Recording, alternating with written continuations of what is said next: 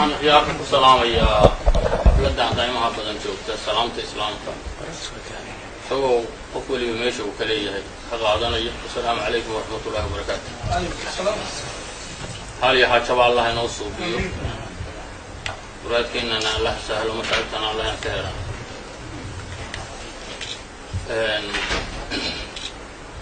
ilaahay inkeenaanu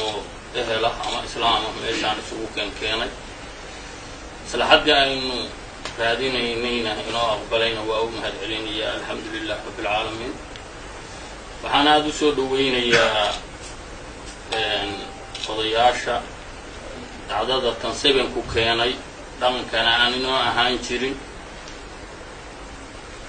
oo ka dhacday Garoowe oo guud ahaanna inuu ku wada dhacday gaar ahaanna noo taabanaysa.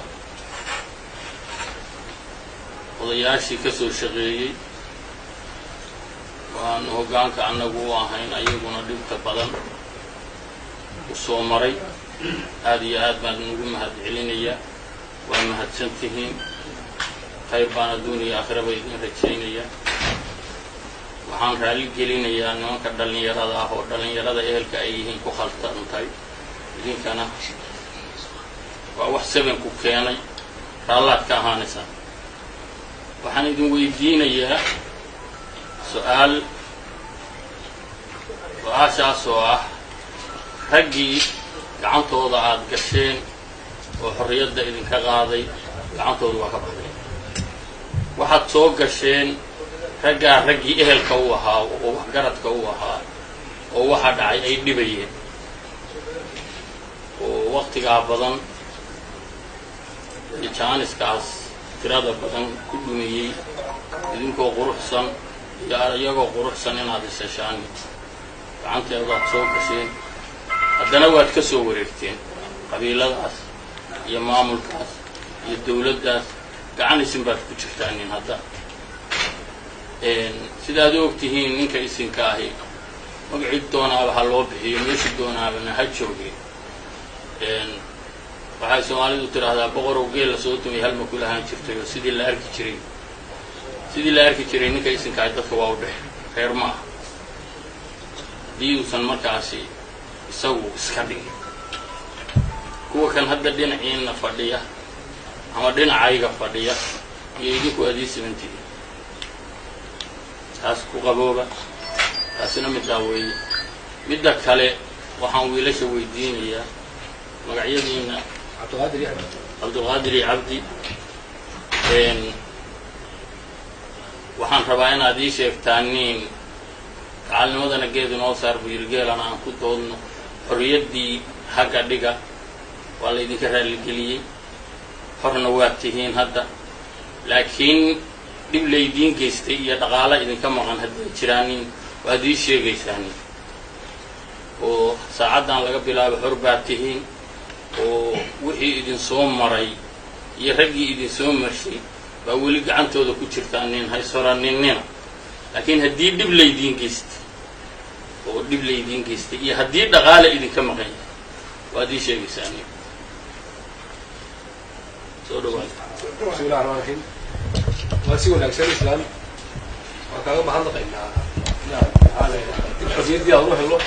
cid kastoo ka shaqaysay waan mahadnaqaynaa. baalkan ha joogto puntland iyo Garoowe aba xaggii kale ha joogtay 31 Maars ayaa labadeeda nin la qabtay ama shadaana la qabtay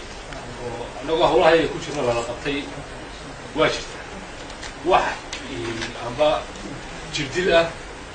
aba maal iyo adduunyana laga qaado midna ma jirto. nimankaasi 10 cishay gacanta lagu hayay magaalada Garoowe naga kaxeeyeen meel miyiga geeyeen waxaa la laakiin xitaa afxumaha ahaatay sida jirdile kama tirsanayno.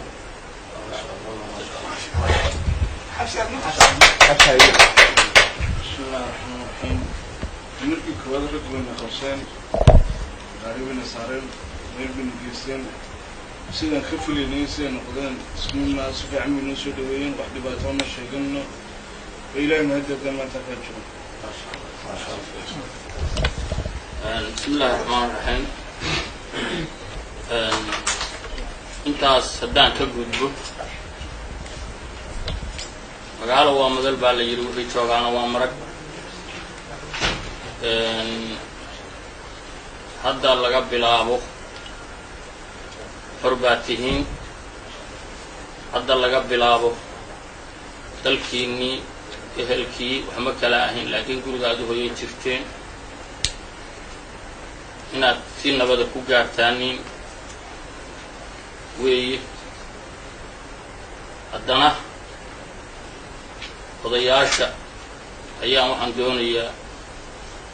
wixii wiilashu u yimaadeen wixii ka dhiman dhammaystirkooda iyo meeshii ay ka yimaadeen geyntooda cid kasta ha la kaashado laakiin Faysal qaran arrintaas adiga un Faysal baa loo soo wareejiyay isaga toos ugu wareejiyay sidaan kugu wareejiyey wixii ka dhiman dhammaystirkooda iyo meeshii ay ka yimaadeen geyntooda taasina middaa weeye midda kale siman adag baynu ku jiraa wacyigaa iska keena iyo waktiga dhacdo way iska dhacaysaa ama haddeeray jirtaa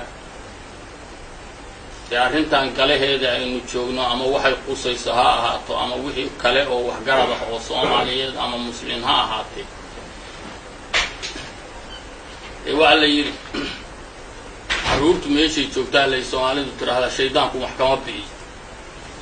oo haddii ayagaa wax bi'iso oo waxba ma yaqaaninayo marka meeshii aan wax bi'is joogin haddee suurtagal noqon mayso oo dadku wada labeen noqon mayo wax bi'is waa dhacayaa oo hadda Soomaaliya 1990 inta ka dhacday baynu ognahay leelkeeda haddee inta wax dhacaaniin haddayan helin waxaan dhaahin baa dhibaato ah iyadana waxaan leeyahay qof kasta oo wax garanaya meesha uu joogo wixii ka dhaca oo dhibaato ah xalinteeda baa looga baahan yahay ama maamul ha ahaato ama dhaqan ha ahaato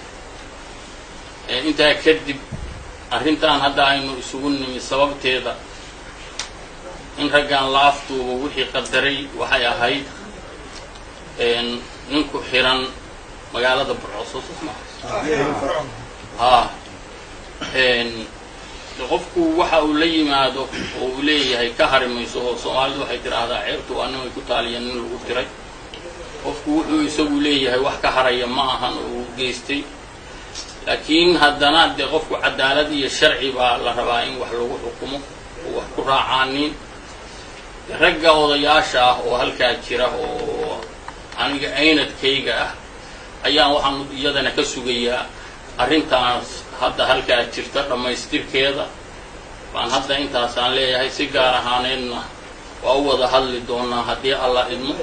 hor uma aanan wada hadlinoo haddee iima furayn hadda ka hor hadalku marka haddaan iyagana haddii alla idmo xiriiraynaa inta guud ahaanna waxaan doonayaa dee waxay arrinta ay ka leeyihiin ama iyaga ama maamul ahaan inay ka qabtaaniin